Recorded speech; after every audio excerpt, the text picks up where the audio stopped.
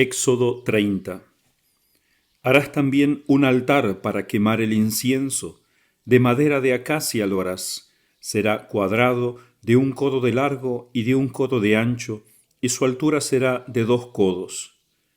Sus cuernos formarán un mismo cuerpo con él.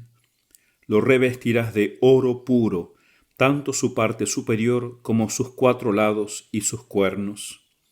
Le harás en torno una guirnalda de oro, y debajo de la guirnalda a los costados 2 anillos. Hazlos a ambos lados, para pasar por ella las varas con que transportarlo. Fabricarás las varas tomando madera de acacia y las recubrirás de oro. Lo colocarás delante del velo que está ante el arca del testimonio y ante el propiciatorio que se halla encima del testimonio, donde yo me entrevistaré contigo. Aarón quemará en él incienso aromático, lo quemará todas las mañanas al preparar las lámparas, y lo quemará Aarón también cuando entre las 2 tardes prepare las luces. Será incienso continuo ante Yahvé de generación en generación. No ofrezcáis sobre él incienso extraño, ni holocausto, ni ofrendas, ni derraméis sobre él libación alguna. 1 vez al año hará Aarón expiación sobre los cuernos de este altar con la sangre del sacrificio por el pecado. 1 vez cada año hará sobre él expiación para vuestros descendientes. Cosa santísima es esta para Yahvé. Habló Yahvé a Moisés diciendo: Cuando contares el número de los hijos de Israel para hacer su censo, cada uno de ellos pagará a Yahvé un rescate por su vida al ser empadronados, para que no haya plaga entre ellos con motivo del empadronamiento. Esto es lo que ha de dar cada uno de los empadronados: medio siclo, según el peso del santuario. 1 siclo son 20 gueras. Medio siclo es pues el tributo que se ha de dar a Yahvé. Todos los empadronados de 20 años para arriba pagarán el tributo a Yahvé. El rico no dará más, ni el pobre menos del medio siclo, al pagar el tributo a Yahvé como rescate de vuestras vidas. Tomarás el dinero del rescate de parte de los hijos de Israel para emplearlo en el servicio del tabernáculo de la reunión, y será para los hijos de Israel un recuerdo ante Yahvé para el rescate de sus vidas. Habló Yahvé a Moisés diciendo: Haz una pila de bronce con su base de bronce para las abluciones. Colócala entre el tabernáculo de la reunión y el altar, y echa agua en ella, para que Aarón y sus hijos se laven en ella las manos y los pies. Antes de entrar en el tabernáculo de la reunión se han de lavar con agua para que no mueran, y también antes de acercarse al altar para el ministerio, para quemar un sacrificio en honor de Yahvé. Se lavarán las manos y los pies para que no mueran.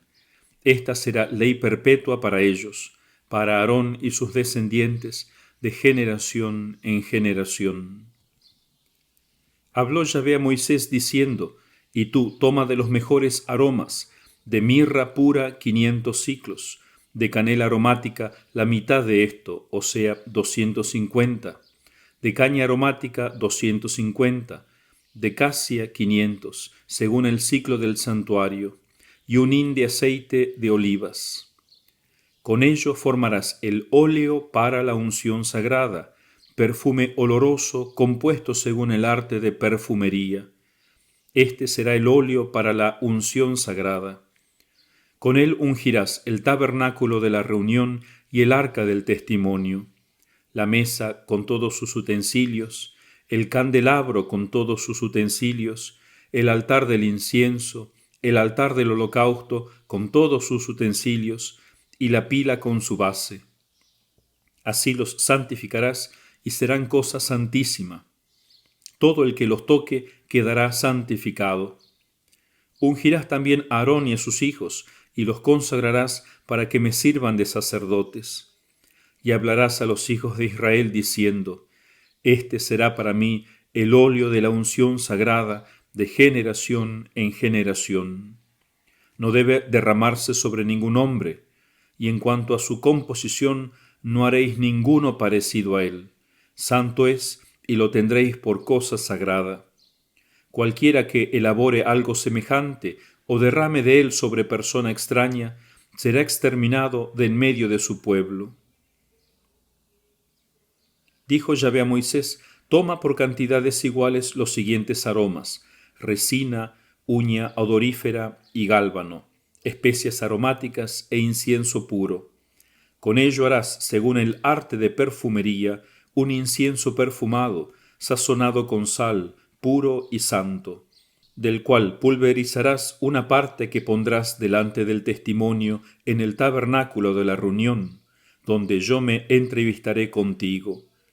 Será para vosotros cosa santísima. Y en cuanto a la composición de este incienso que vas a hacer, no la imitéis para vuestro uso.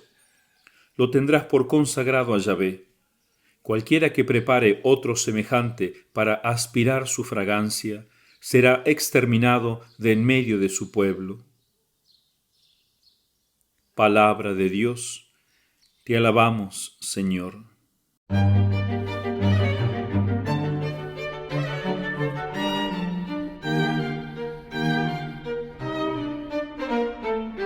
Comentario.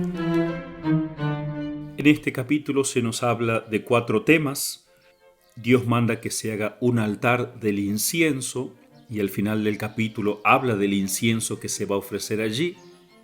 En segundo lugar, había que pagar un tributo para el tabernáculo. En tercer lugar, se habla de la pila de bronce y finalmente del óleo con el que se va a ungir estas 7 cosas sagradas, o sea, todo el tabernáculo o templo. Este altar del incienso, que era mucho más pequeño que el altar de los sacrificios, se encontraba dentro del santuario, no donde estaba el arca de la alianza, el Santísimo, sino en el santo, donde se encontraban también la mesa con los panes de la proposición y el candelabro de 7 brazos, o menorá. Allí, frente a la cortina que dividía el santo del Santísimo, se encontraba este altar del incienso, donde debía ofrecerse un incienso exquisito, incienso que significan nuestras oraciones, como leemos en el libro del Apocalipsis, en el capítulo 8, versículo 3. Vemos al ángel con el turíbulo ofreciendo incienso a Dios, que en el Apocalipsis representan las oraciones de los santos, de los mártires de modo especial, de aquellos que derramaron su sangre por la fe. Pero significa, en fin, la oración de toda la Iglesia, que debe ofrecerse constantemente. 2 veces al día el sacerdote tenía que ofrecer incienso, quemar incienso sobre ese altar delante de Dios, llevándole las oraciones del pueblo, oraciones que tienen que oler hermosas. Por eso Dios va a prohibir que se haga un incienso parecido para el uso privado. Con esto nos enseña que tenemos que tener cuidado nosotros de no profanar nuestra oración. La oración que hacemos a Dios no tiene que ser al modo humano, sino al modo como Cristo nos ha enseñado. Por ejemplo, en la oración del Padre Nuestro, Él nos enseña las 7 cosas que debemos pedir, y a base de esa oración se componen todas las otras oraciones. Tienen que seguir el espíritu de Cristo. Por eso para un cristiano no está bien hacer yoga, por ejemplo, porque tiene otro espíritu.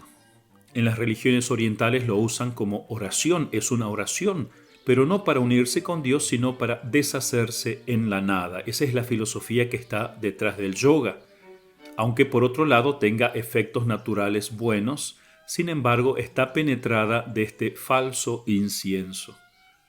También hay que tener cuidado de no comprar en las santerías, me refiero a aquellas donde venden incienso u otros objetos mezclados con paganismo. Hay que ir a una santería católica, 100% católica, y tener cuidado con estas otras santerías porque, aunque puedan vender aromas muy ricos, no dejan de estar en contacto con el paganismo, con las falsas espiritualidades, y allí el demonio tiene mucho que hacer. En fin, este altar de los inciensos nos recuerda aquello que va a decir San Pablo después en la carta a los Hebreos 13:15.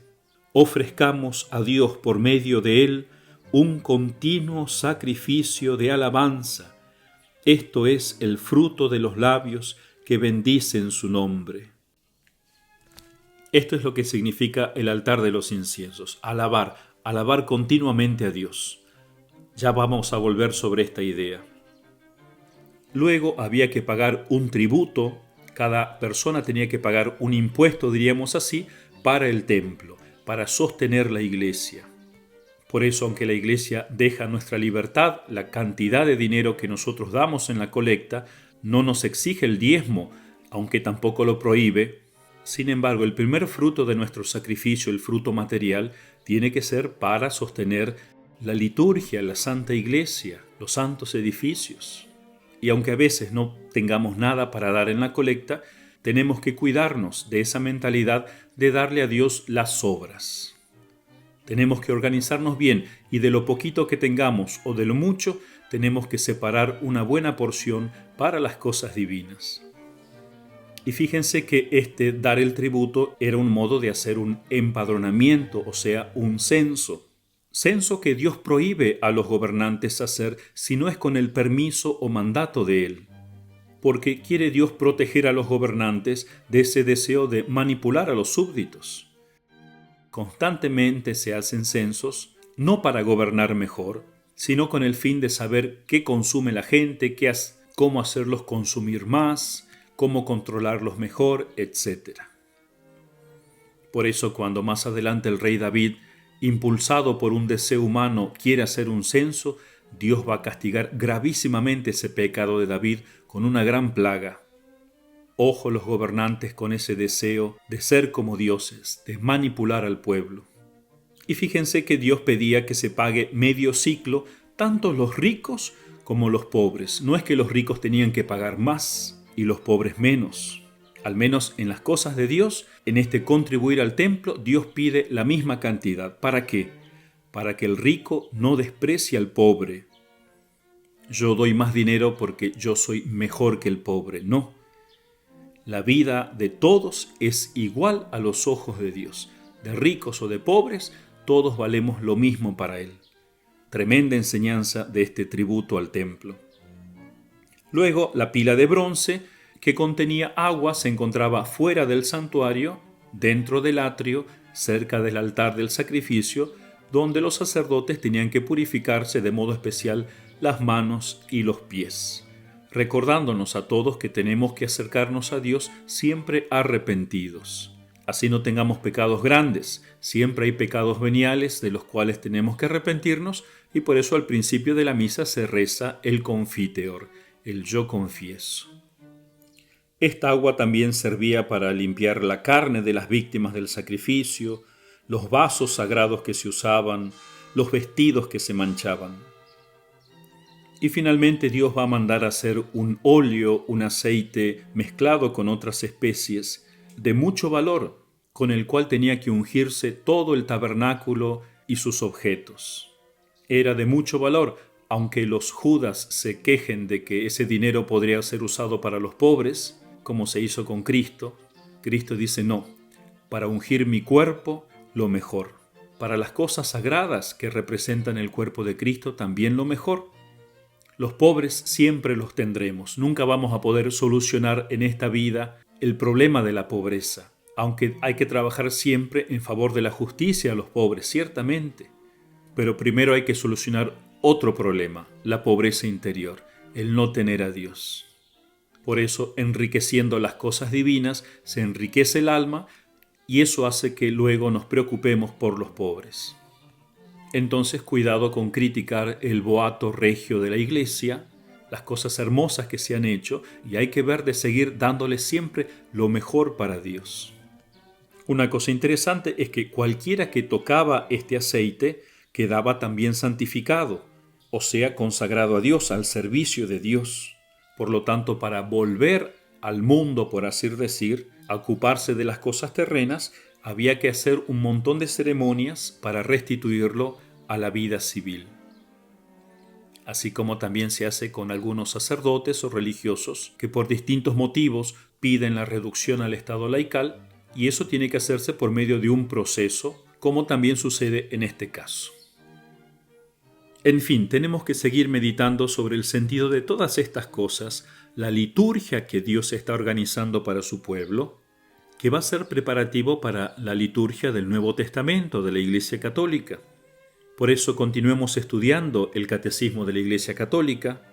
Quiero concentrarme en los números 1076 al 1083, donde en la segunda parte el Catecismo habla sobre la liturgia, y dice así: el día de Pentecostés, el don del Espíritu inauguró un tiempo nuevo, el tiempo de la Iglesia, durante el cual Cristo comunica su obra de salvación mediante la liturgia de su Iglesia hasta que Él vuelva. Esto es algo muy importante de entender. La obra que Cristo realizó hace 2000 años, con su vida, con su muerte, con su resurrección, que nosotros lo llamamos el misterio pascual, dice el Catecismo que Cristo comunica esa obra de salvación a través de la liturgia de la Iglesia. O sea que no basta con decir, yo creo en el Señor como en mi Salvador y ya soy salvado.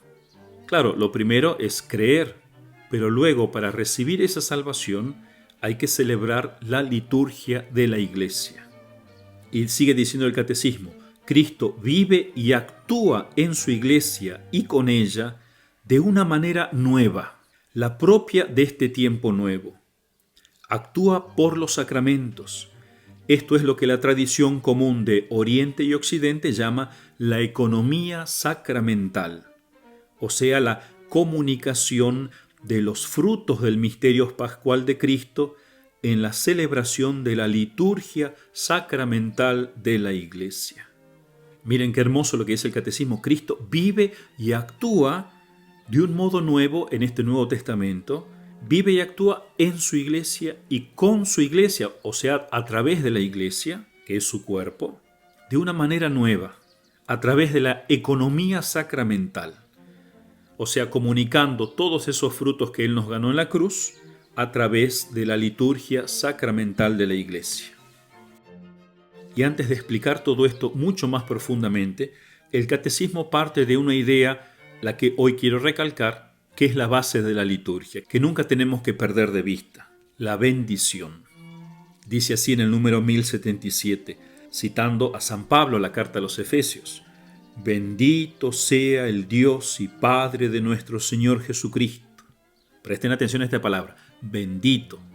Se está bendiciendo a Dios. ¿Por qué? Porque nos ha bendecido con toda clase de bendiciones. Yo bendigo a Dios porque Él nos ha bendecido primero a nosotros con toda clase de bendiciones. Antes de la creación del mundo, dice San Pablo, ya nos eligió para ser santos por medio de su Hijo Jesucristo. ¿Para qué? Para alabanza de la gloria de su gracia. O sea, este es el plan salvífico de Dios sobre cada uno de nosotros.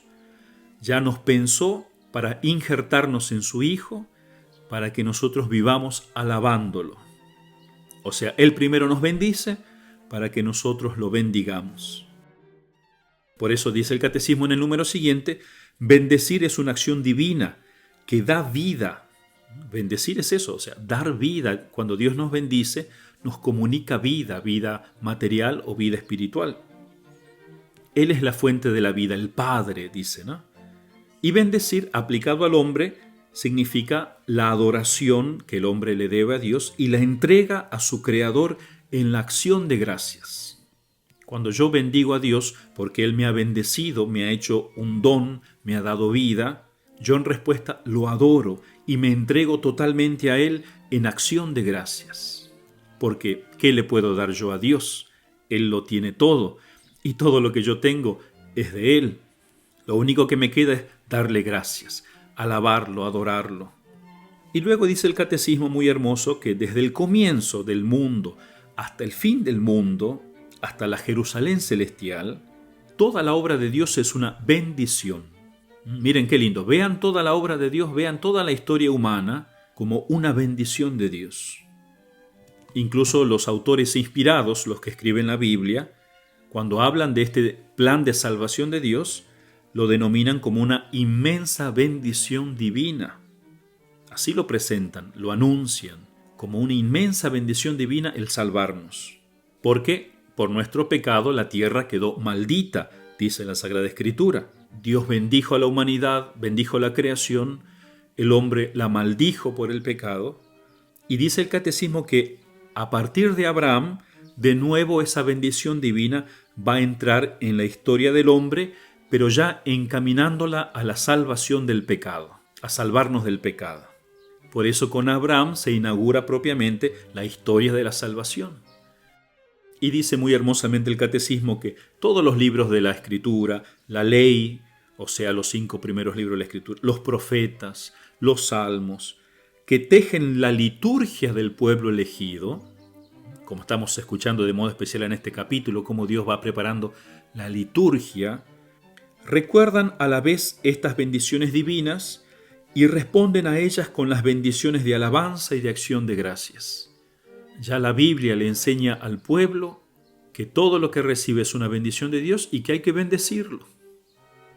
Por eso en la liturgia de la Iglesia, dice el Catecismo, la bendición divina es plenamente revelada y comunicada. Ahora en el Nuevo Testamento esta bendición de Dios se comprende plenamente cómo Dios quiere bendecir al mundo salvándolo por Cristo, recapitulando todo en Cristo, dice San Pablo, y se nos comunica toda bendición a través de la Iglesia. No tenemos que esperar que vengan los extraterrestres a llevarnos a otro planeta como si eso fuera la última bendición, la salvación. No, la bendición ya nos viene por la Iglesia. Y dice así el Catecismo: el Padre en la liturgia de la Iglesia es reconocido y adorado como la fuente y fin de todas las bendiciones de la creación y de la salvación. En su Verbo encarnado, muerto y resucitado por nosotros, nos colma de sus bendiciones. Y por él derrama en nuestros corazones el don que contiene todos los dones, el Espíritu Santo. Miren qué hermoso, o sea, el don más grande que Dios nos da a través de su Hijo, el don que contiene todos los otros dones, es el Espíritu Santo. Por eso, más que pedirle trabajo, salud, etcétera, cosas que hay que pedir, lo primero que hay que pedir y que encierra todas las demás es el don del Espíritu Santo. Que el Espíritu Santo habita en mí. Si no tengo eso, no tengo nada. Puedo tener un genial trabajo, pero soy el hombre más pobre y miserable de la tierra. Y termina en el último número del Catecismo diciendo: la liturgia cristiana tiene una doble dimensión. Por una parte, la Iglesia bendice al Padre por su don inefable, mediante la adoración, la alabanza, la acción de gracias. Eso es lo que hacemos cuando vamos a misa. No voy solamente a escuchar un lindo mensaje, a pedirle algo a Dios, sino que principalmente voy a adorarlo, alabarlo y darle gracias. Y por otra parte, no cesa de presentar al Padre la ofrenda de sus propios dones y de implorar que el Espíritu Santo venga sobre esta ofrenda, sobre ella misma, sobre los fieles y sobre el mundo entero, a fin de que por la comunión en la muerte y en la resurrección de Cristo sacerdote y por el poder del Espíritu, estas bendiciones divinas den frutos de vida para alabanza de la gloria de su gracia. O sea, además de bendecir a Dios y alabarlo, tenemos que rogarle que esa bendición que Él manda a la tierra realmente dé fruto en nosotros, que no cerremos el corazón, porque eso sucede en tantas almas. Dios continuamente nos bendice y nosotros cerramos el corazón. Nos desanimamos por nuestros pecados, no, yo no puedo cambiar. Hay que abrir los ojos, ver cómo Dios ha bendecido a la humanidad desde el principio, a pesar de que nosotros queremos seguir destruyendo el mundo con guerras y bombas. A pesar de la maldición que trae el pecado, Dios no deja de bendecir al mundo, especialmente a través de su Hijo y el don que Él nos trae del Espíritu Santo. Y no me puedo cerrar a esa bendición divina. O mejor dicho, sí, me puedo cerrar y ese es el gran peligro. Por eso tengo que callar la tristeza, callar la angustia, la queja y recibir con corazón agradecido esa salvación que Él quiere traer a mi vida. Y alabarlo por eso cada día. Termino con aquella oración hermosa que compuso San Francisco, tan conocida, el cántico del hermano Sol o el cántico de las criaturas. Que esta oración nos devuelva ese espíritu de alabanza que Dios quiere en nosotros. Altísimo, omnipotente, buen Señor, Tuyas son las alabanzas, la gloria y el honor y toda bendición. A ti solo, Altísimo, corresponden, y ningún hombre es digno de hacer de ti mención. Alabado seas, mi Señor, con todas tus criaturas, especialmente el Señor hermano Sol, el cual es día y por el cual nos alumbras. Y Él es bello y radiante con gran esplendor, de ti, Altísimo, lleva significación. Alabado seas, mi Señor, por la hermana luna y las estrellas. En el cielo las has formado, luminosas y preciosas y bellas. Alabado seas, mi Señor, por el hermano viento, y por el aire, y el nublado, y el sereno, y todo tiempo, por el cual a tus criaturas das sustento. Alabado seas, mi Señor, por la hermana agua, la cual es muy útil y humilde, y preciosa y casta. Alabado seas, mi Señor, por el hermano fuego, por el cual alumbras la noche, y él es bello y alegre, y robusto y fuerte. Alabado seas, mi Señor, por nuestra hermana la Madre Tierra, la cual nos sustenta y gobierna, y produce diversos frutos con coloridas flores y hierbas. Alabado seas, mi Señor, por aquellos que perdonan por tu amor y soportan enfermedad y tribulación. Bienaventurados aquellos que las soporten en paz, porque por ti, Altísimo, coronados serán. Alabado seas, mi Señor, por nuestra hermana, la muerte corporal, de la cual ningún hombre viviente puede escapar. Ay de aquellos que mueran en pecado mortal. Bienaventurados aquellos a quienes se encuentre en tu santísima voluntad, porque la muerte segunda no les hará mal. Alabad y bendecid a mi Señor, dadle gracias y servidle con gran humildad.